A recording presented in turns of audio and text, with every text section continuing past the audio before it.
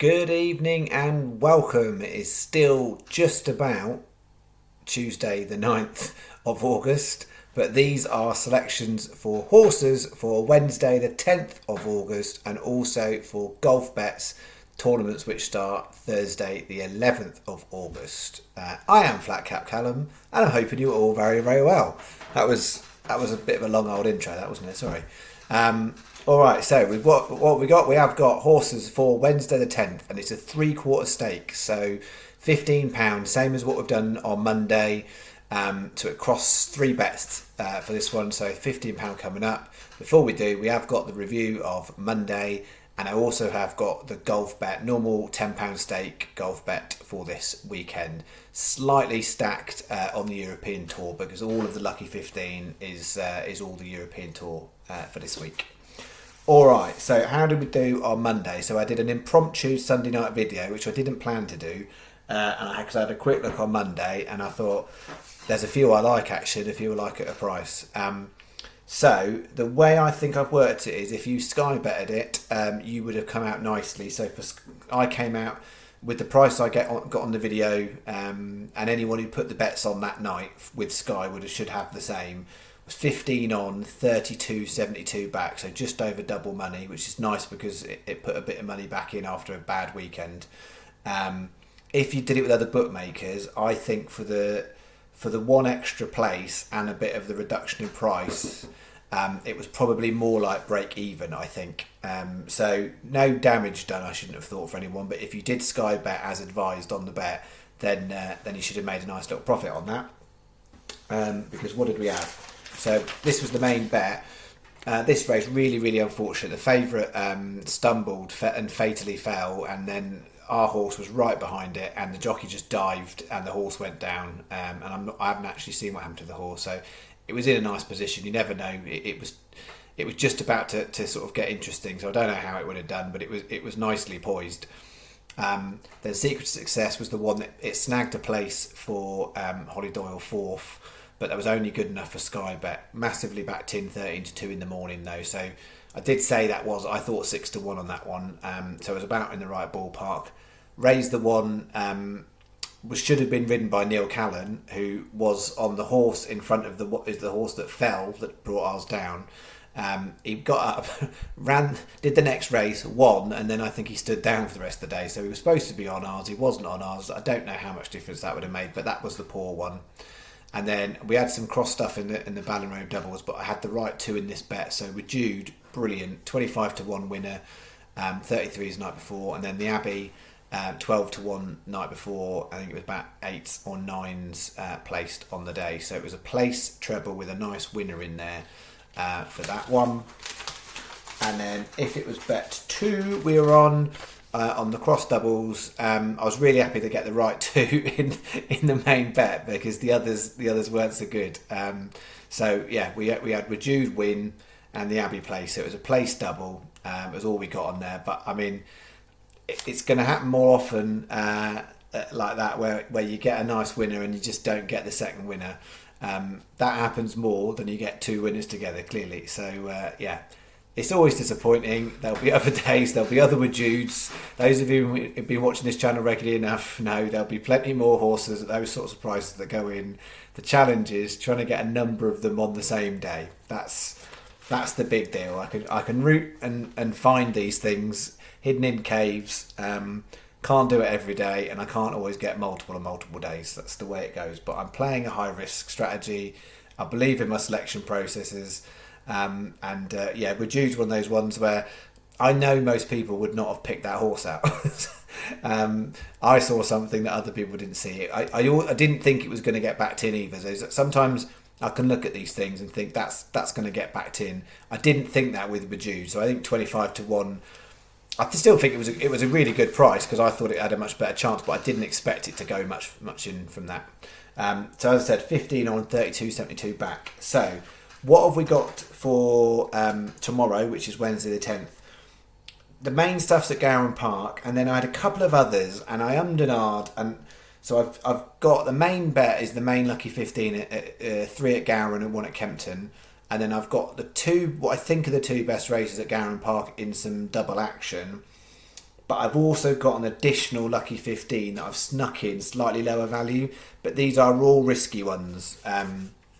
So this is definitely very likely that these can all get turned over quite comfortably, and I'm advising it with Coral. So same place terms of Sky. So the decision you have to make is, if you put it on tonight, these are the prices that are available. They're not going to change much after I upload the video, but they will by the morning for some of them. In terms of what do I think about the prices, I think they all might nibble in a little bit. That second one is the only one where I couldn't call that, whether that might just stay at a big price or it could plummet in the market, and I couldn't call it. So sometimes I just can tell, and this one I'm not sure. I think it could really stay that way, or it could go in.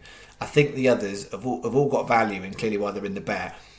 And I can see them all being nibbled in a little bit, but I'm not expecting any of them to go in massively. So we've got the 410 Beverley, Fire Eyes 16s, 630 Gowran Park, One Small Step 50s, 725 Kempton, Magnificence 20-1, 820 Foss Master Grey 12s. So we are 4 different meetings there across the board, starting off at 10 past 4. Yeah, you'll get best price guaranteed on all of those races if you do it in the morning with Coral. That being said, the top one and the bottom one, there's no extra places with any bookmaker on those races. So you are getting an extra place there and there, which Coral are also paying. Quite a lot of other bookies are not paying. On balance, I'm happy with the prices. I've put the bet on for the channel tonight. The only reason I'm not doing the video in the morning is I've got stuff on, like family stuff. So doing the video tonight, and yeah, they're the price I'm happy with. So I'm saying I'm happy with those prices. It's up to you. You can roll the dice and try it in the morning. The ones on Monday night, I was saying put them on that night. This one is harder to call, but I do think they'll all get nibbled, and that one could be a price crasher to watch out for. So that's bet 1, and it's 18p each way lucky 15, so slightly lower than the normal channel stake, 540 bet.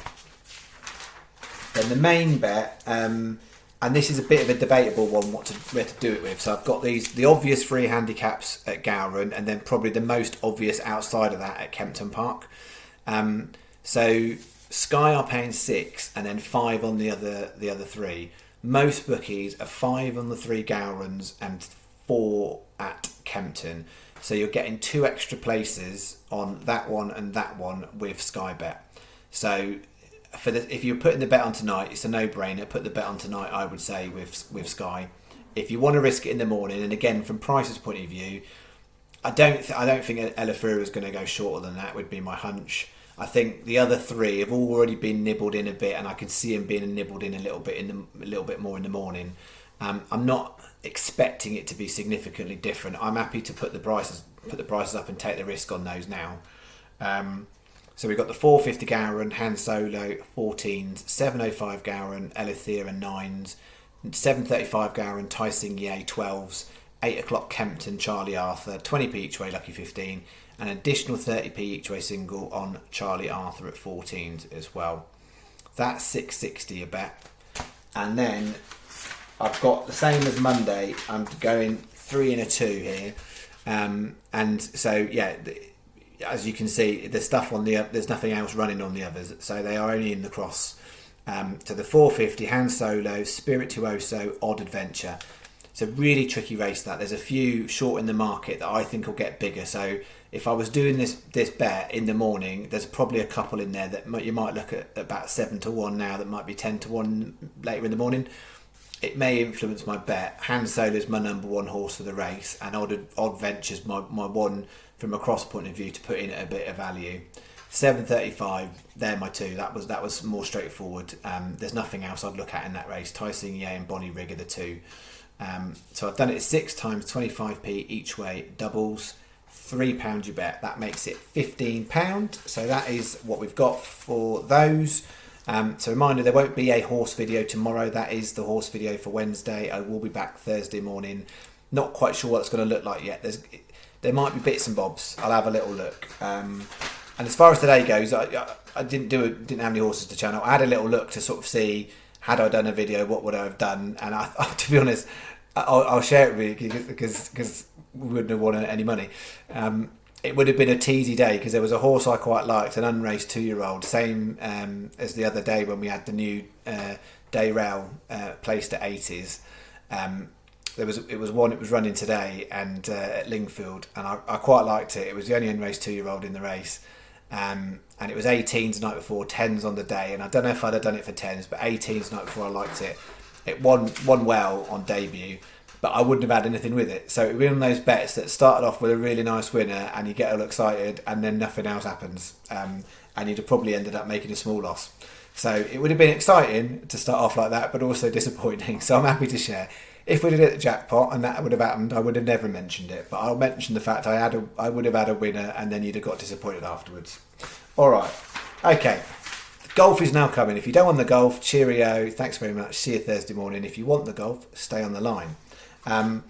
Before doing the golf, just a review of the golf from the week before, because it was a good week on the golf the week before. He says now he can't find it. So what did we have the week before? So yeah, we had in the Kazoo Open. I mean, absolutely dreamy. 2 winners, two players in the outright market and 2 in the side market. The 2 in the outright market, Shinkwin won, Connor Syme was second. So first and second, I can't remember. It's happened before, but not for a long time. If I had the first and second in a golf tournament, I never would do a golf forecast. It would have paid about 900 to 1,000 to 1, I think. So it sounds amazing. If you got that every 5 years, maybe it's worth it. I'm trying to think if I'd have another one in the last 5 years. I couldn't remember. But what I don't ever remember is having 2 and then having 2 side markets. We had Bryce Easton in the South African market and Nacho Alvear in the Spanish. So I have 4 players, and the 2 finished top in the side market and the other 2 finished first and second. I don't remember ever doing that in the history of doing a golf bet. So, yeah, that was a first. But then in the Wyndham, it was just absolutely dire. So, yeah, no one went close. So we didn't get anything else back. So the golf was 10 on, 21.52 back. So we more than doubled our money, which was nice because it'd been a couple of weeks since we've had a nice one. This week on the golf, I got some bigger prices, both in outright market and Lucky 15. So here is what I've done. So outright market bet, £4 bet. In the FedEx St Jude Invitational, my value is he's my value one out of all 4, definitely. So Che Reavy, 125 to 1. I think it's a great price. So he's in, and then I'm putting in the shorter end of the market, Will Zalatoris at 25s, and in the ISPA hander, we've going Jens Dantorp 25s in the shorter end, and Stuart Manley at 100s at the bigger end. I haven't specifically gone, I'll get 1 short and 1 big, because the last couple of weeks when I've done these, I haven't found much big. But that's what I've kind of centred on. The way I've done it for the channel, and there's 2 ways I would, another way you could advise it, 4 times 25p each way doubles, and 2 50p each way singles on the 2 big prices. Now, we had Callum Shinkwin win last weekend, and 2 weeks before that, we had Richie Ramsey win. They were both 20 to 1. So I've had 2 winners in the last 3 weeks, but I didn't have singles on them. And I've not done the singles on these ones either. So I'm not getting swayed by the fact that I've had a nice couple of winners with nothing really riding on it. If you wanted to cover these, you could do just small 10p each way doubles and then do 40p each way singles on all 4 and cover it that way. So it's a slightly lower risk way of doing it because you're going to get something back if the 2 25 to 1s get in the frame and nothing else does. I've not done it for the channel like that. I've just gone 50p's on the 2 biggies and doubles. So if Zalatoris or Danthorpe are the only ones that frame or win, then we're not getting anything back. Same as we didn't for Shinkwin and same as we didn't for Richie Ramsey a few weeks ago. So up to you how you do it. That's what I've done for the channel. And then Lucky 15, I've got a couple of biggies. So all of it's at the ISPA Hander Invitational. I didn't like anything in the side market for the American tournament. So I've got a shorty in there. I mean, it's a low price, but I do think there's value still in the price. It's not the best betting structure at all, but top Irish, Niall Kearney 7 to 2. Top English, great price, but I normally avoid the top English side market in the European tournaments because there's too many. So it doesn't make mathematical sense in terms of advantage. There isn't one. I just think a price top 4 in the top English market. Andrew Wilson at 50s is a good one. That's my value one of the bet. Top South African Hayden Porteous at 25s. That's a great price. Bet365 are only 14s on that. 25s at Sky is great. And then top Swedish.